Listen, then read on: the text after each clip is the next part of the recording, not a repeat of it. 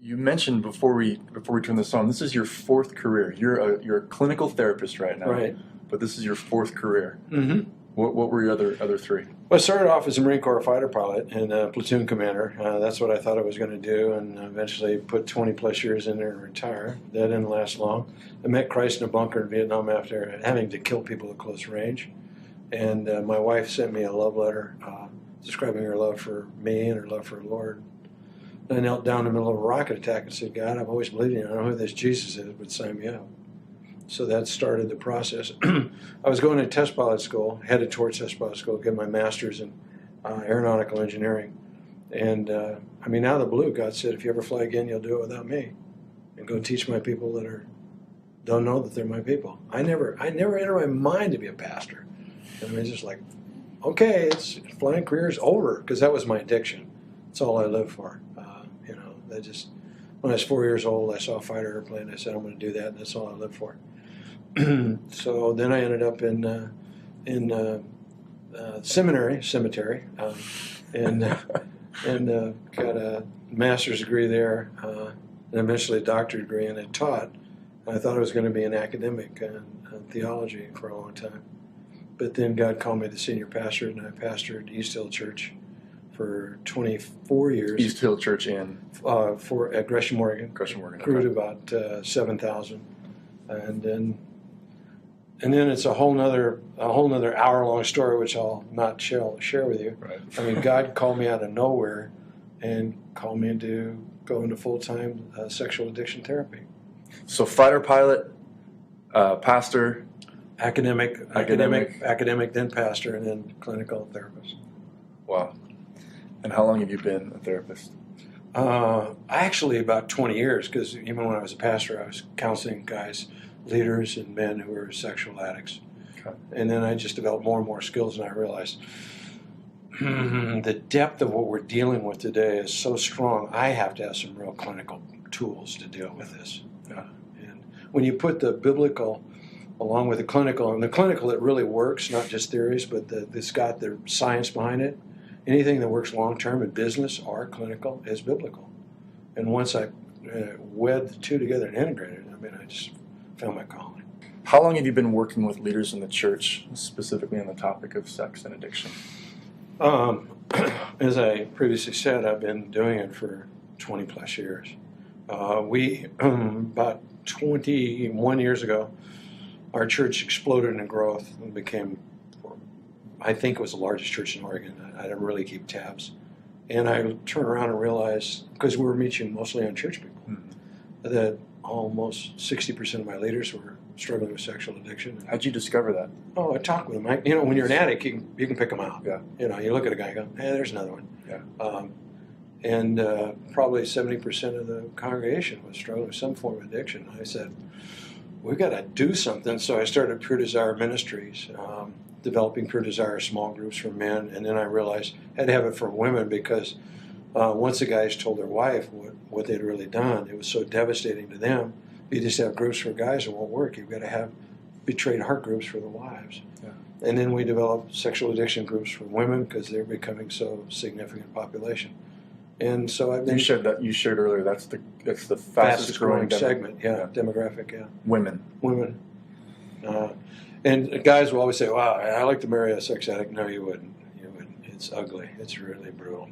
Can you share, you highlighted some stats in your session today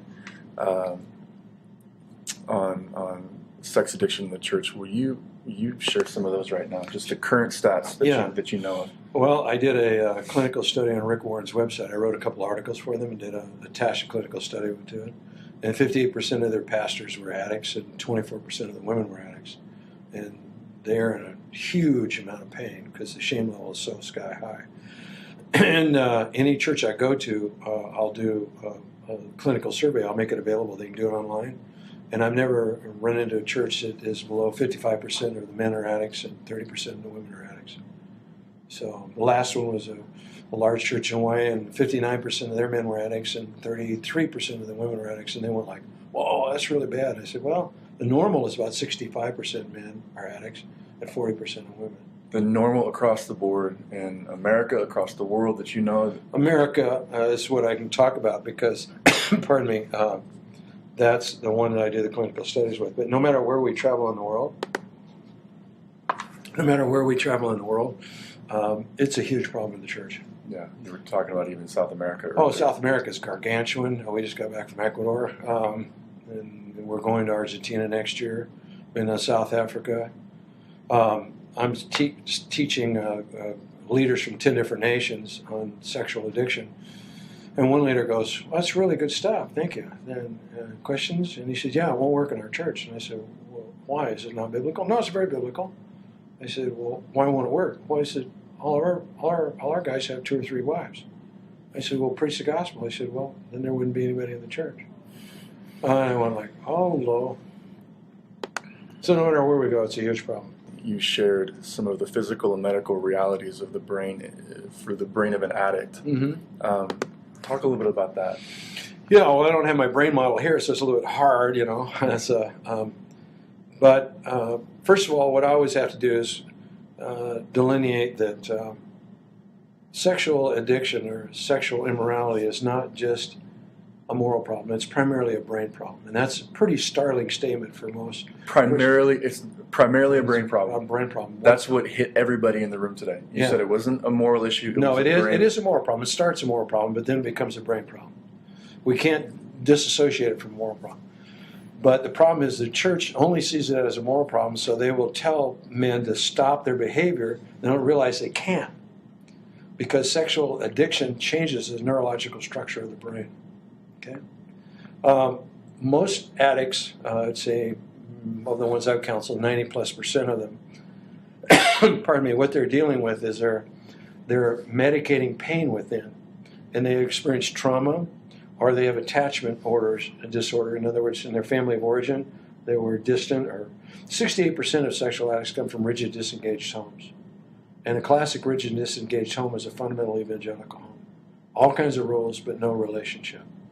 In other words, there's all kinds of things we don't do, but we don't have a lot of closeness in the family.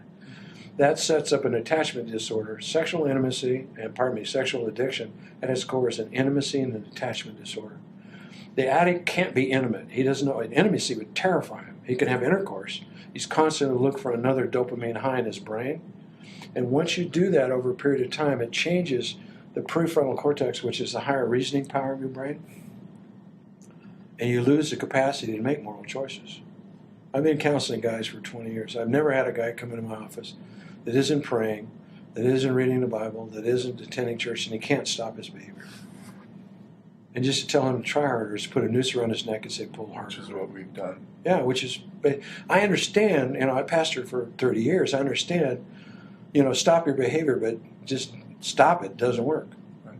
We've got to help them to deal with the trauma that they've experienced and the emotional pain that they have.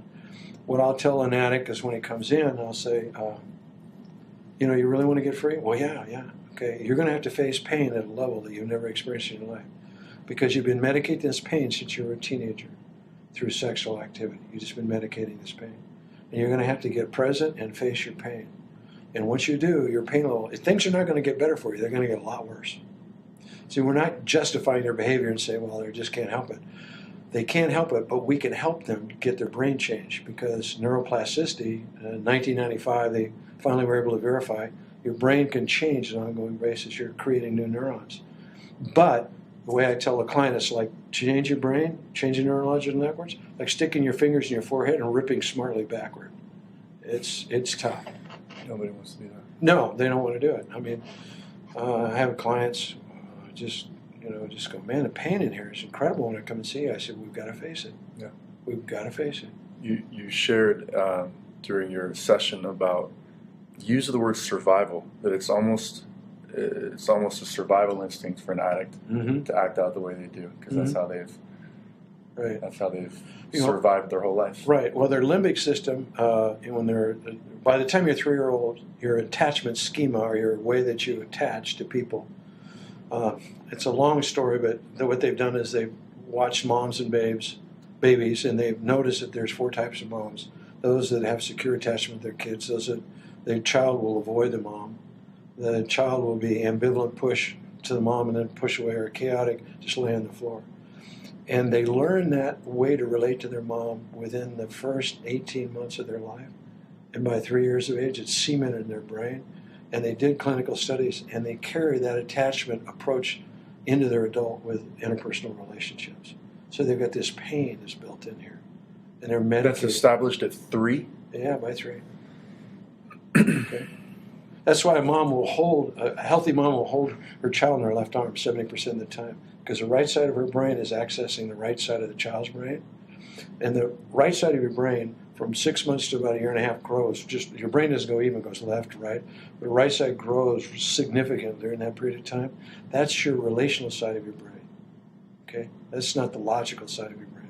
So the mom's brain is literally serving as a scaffolding as this child's emotional ability to soothe himself is being developed. When there's not a healthy connection between mom and child, it affects that child. Now, they're not locked in that way forever, but you have to realize that you have some attachment disorders. You don't know how to be close. You can have intercourse, but you can't have intimacy. And then you add to that trauma, and trauma kicks in the survival brain. Romans chapter 7, Paul says, the very thing I don't want to do is what I do. Well, your limbic belief in here is to survive, to medicate the pain. You love God with all your heart, but you're under a lot of stress, and here comes this girl, she says, what do you think? Shack up with her. Just go for her, because you're medicating that pain. It's like a fight between, as I said in the seminar, between Michael Tyson and Woody Allen. Michael Tyson's going to win every time. And that's why Paul says the very thing I don't want to do is what I do. Why do you think it's so critical and important to emphasize all this? You led with this. This was one of the first things you started with. Why is it critical to emphasize this? Well, when I'm dealing with a client, and who's normally a pastor or leader, is a significant parachurch leader, he's got a position in the church, and he loves God with all his heart, he's convinced he's a pervert. He's convinced he's horrible. There's something wrong. Because he's heard from the pulpit, just stop it. I mean, look, God, stop this behavior. He's tried. He can't. So there must be something wrong with me. There must be something that I'm just, and at the core of addiction is shame. And shame is, there's something wrong with me. A guy can be incredibly gifted. I mean, I've counseled pastors that pastor 14, 15,000 member churches. They can preach sermons that will drop you to your knees and they'll visit a prostitute afterwards because they feel worthless in their soul. There's not their whole being is worthless, but there's just part of them that they feel worthless, and that's pain you can't resolve. Now, the church has the only answer to shame. Christ in Romans chapter 7, it says he embraced the cross, despising the shame. But we have to help men face the fact of their pain and help them reprogram their mind. And women now. Yeah, and women now. And help them renew their mind, as Paul said. It's not going to go away with a simple prayer. It's not going to go away with just a simple Bible study. Those are all mandatory stuff. They're foundational. But we've got to have healing and depth in their soul. And once I explain how the brain works, the guy goes, oh, I'm not a pervert. I say, well, your singular gyrus is stuck. You're obsessed on this thing, okay? And it's not uncommon. I'll be talking with a client. He says, you're messing with my brain. He says, yeah, I'm working on this part of your brain to get it balanced out right now because you're unbalanced, and that's why you're doing this stupid stuff. Now, you're making choices that are triggering that. We've got to change your lifestyle. But your brain dynamic has to change. It's going to take hard work, but I've got to confront you at this point. Once they understand that there's not something just totally perverted about them, their shame level drops down, then I can say, here's why you do this exercise. Here's why you got to get this exercise down solid, okay? Because it's changing your brain. And then we begin to cooperate with the way God built us. This Romans chapter 12, we finally found out in 1995, it's true. You can renew your mind. You've been doing this for over 20 years now. And you would say there's hope. You would say, oh man, yeah. In the last 2 years, I've fully stepped out of the pastorate and entered into this. Last 2 years, with the pastor and leaders I've been working with, I've seen a 100% success rate. Now I know I'll have some manic come along and try to play the system, but so far, I mean, the standard thing is a guy will be sitting in my office and tears are streaming down his face, and he's going, this is the answer I've been looking for 20 years. For a pastor who is hearing some of this and wants to take the next step into personal freedom or into helping his church or helping their community engage this in the right way, what's the next step for them? Oh, the next step, I'm pretty full in clients, so that's a challenge. is to seek help as the next step, as far as someone who has been a certified sexual addiction therapist. I mean, And they literally Google certified sex addiction therapist. yeah, you go, IITAP, ITAP. ITAP. Yeah, International Trauma and Addiction Professionals. So search out clinicians and therapists that have that kind of training. Yeah, ITAP is where you'll find them, and you put in your zip code, and it'll show you the therapists that are in the area, and call them up and ask them, can they work well with Christian clients? Right. I mean, will you support my values? Yeah. If they're wishy-washy, don't go to them. But if there's some that are really solid. So if you're struggling and you're a pastor, if you're in the Northwest and close to Portland, Oregon, I may be able to have some more openings, but it's pretty tight right now. But go ahead, I'm sorry. No, I was going to say the website, is that a place where they can get resources for themselves? Right. And puredesire.org. Puredesire.org. Get Pure Desire and the workbook. And then if you want to have this ministry, because it's not designed just for pastors, the primary thing we want to help is the guy sitting in the pew. Yeah. The average Joe. Average Joe, because what he's hearing doesn't work. Right. So get Pure Desire and a workbook, and then get together as a senior pastor, you don't have time to do this, but find a champion in your church that would be a guy who gets it, that you trust, and have him get 10 or 20 guys together, start going through the book and the workbook, and get the leadership training DVDs, because the legal implications of doing this ministry in the local church are huge. Yeah. And you start doing this, if you don't understand the legal implications, the enemy will blow you right out of the water. And then start the groups and then launch them. And you can contact our office and we'll help you in every way. I wanted to ask you if you would share, to kind of close off this time here, I wanted to ask you if you would share the last story that you shared in your breakout session. Yeah. That happened about 6 months ago. This is not a ministry that I sought out. God clearly put it on my heart to do it. And I was wondering why, and I was typing on a clinical report for a pastor because he was referred to me by a denomination. And he just lost his ministry, lost his wife, marriage is over, just trashed his kids. He walked out the door and he lost everything. And I'm typing out the report and I'm beginning to start bawling. And then I went, wow, that's kind of weird. And I really started crying. And I fell on the floor in a fetal position. I'm just bawling my guts out. And going, God, what's this about? And it wasn't an audible voice, but I heard it in my soul. God says, now you love addicts the way I love them. I got it. And there's no hope for most of these guys. And what an honor and privilege it is to help them. You know, sometimes you feel like Hosea and you just trying to take care of Gomer. Because addicts lie and they'll betray you and they'll stab you in the back. But I see guys coming out and I see their marriages restored. And it's worth the pain. It's worth the pain. The church has got to love addicts that way. Now, that doesn't mean anything goes. You have to have truth and grace, the two balanced together. And you have to have a structure. We paid all the dumb techs at Pure Desire after 20 years of doing it in our church. So we can save you a lot of dumb techs. But we've got to help these guys because there's no hope of revival if we don't deal with this in the church. Because revival begins in repentance.